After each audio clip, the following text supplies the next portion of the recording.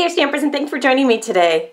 Today we are going to be creating this gorgeous card. This was designed by my friend Michelle Zindorf. The Zindorf, love her. It is a great masculine card. Great for Father's Day, birthdays. You're going to love this. Let's get started.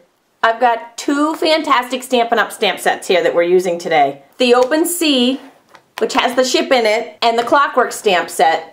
And we'll be using the stamp image with the seagulls in it. Both these stamp sets and all the products I'm going to use today are available in my online store. You can get all of the dimensions and everything simply by clicking in the YouTube link in the description below or going to this URL. I call that my easy button. Our Whisper White card panel is 2 3/4 by 2 3/4. Again, measurements are on my blog. We're going to start with this image, and I'm starting with the seagulls. I'm stamping in the lightest of the three blues that we're using, which is Soft Sky, kind of in the center top, a little bit off the top edge of the white panel.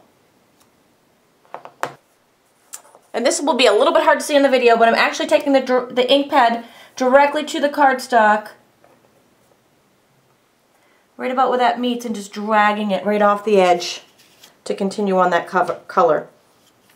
And if you didn't go all the way up to the top edge, like I missed a hair up there, I might do a little hair up there too.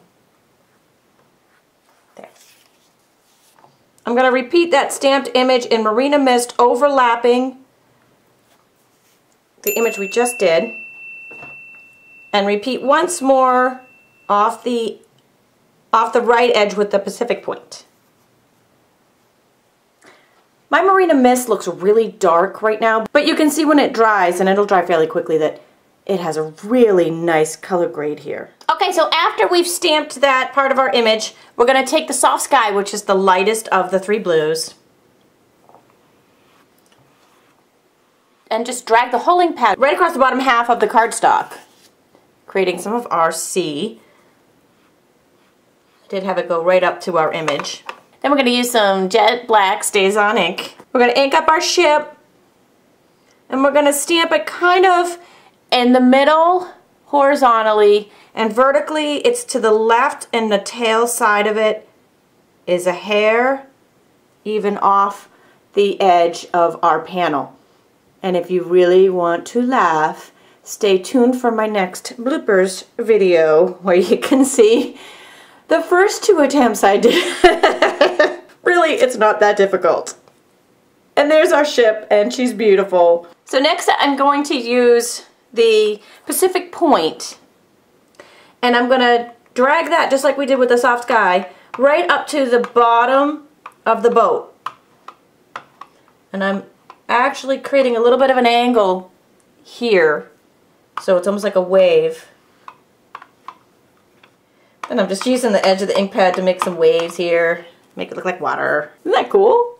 Next I have the white gel pen, and we're going to use this to color in the sails. And I was a little creative with that. I left a couple of the lines, but then colored over the rest, because I didn't want to go crazy with the lines, but I wanted to show a couple of the sail lines.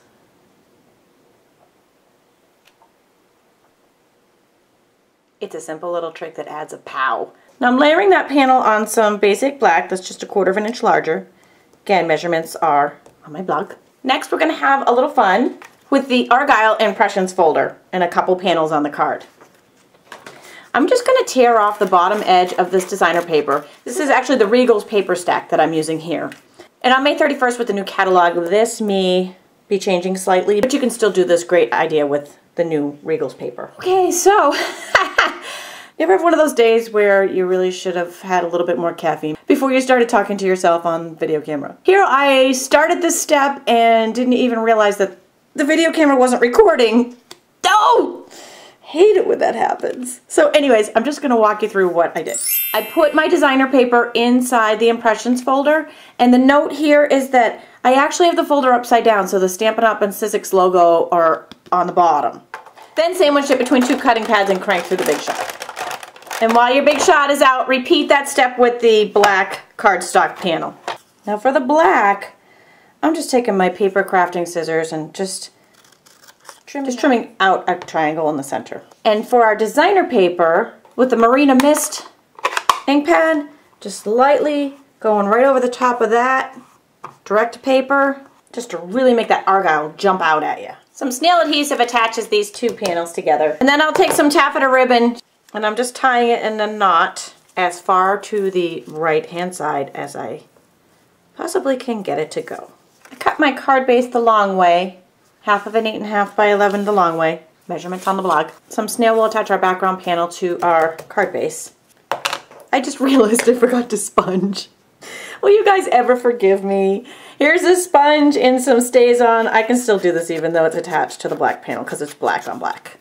And we're just going to sponge around the edge panel.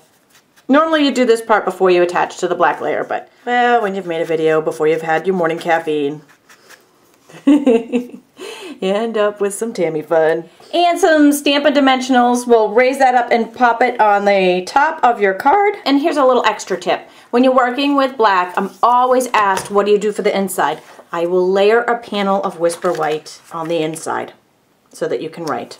And oftentimes I will even stamp on it, which again you'd want to do before you attached. Oh, if you've been with me this long, thank you. Let this be a lesson. Friends don't let friends make videos before they've had their morning caffeine. I hope you've enjoyed this. I have tons more videos and daily ideas on my blog. Be sure to visit there for the supply list and to purchase all of these supplies and so much more. Thanks for joining me today.